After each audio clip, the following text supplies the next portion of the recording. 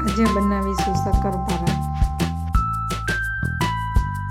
જેના માટે જોઈશે મેંદો, ખાંડનું પાણી, લોટ બાંધવા માટે મેંદાની અંદર તેલ ઉમેરો,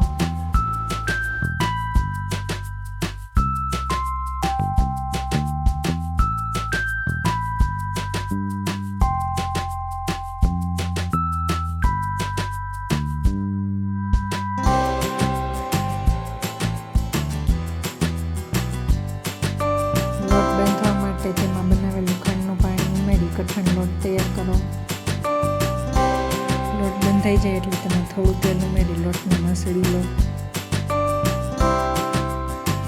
થોડો લોટ લઈ થોડી જાડી એવી રોટલી વણી લો.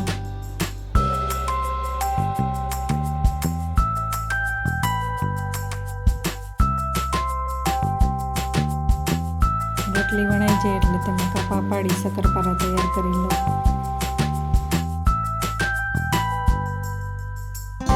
કઢાઈની અંદર તેલ ગરમ કરવા મૂકી તેમાં બનાવેલા શક્કરપારા ઉમેરી તેને મધ્યમ તાપ પર તળી લો.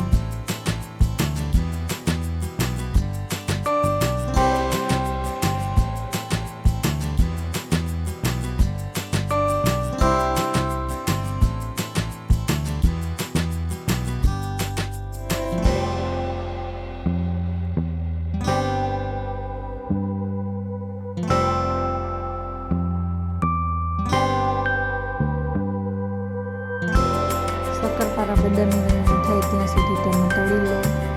તળાઈ જાય એટલે ત્રાસણીની અંદર કાઢી લો. તો તૈયાર છે શક્કરપારા, જે આસાનીથી બનાવી શકાય છે. તો આવા જ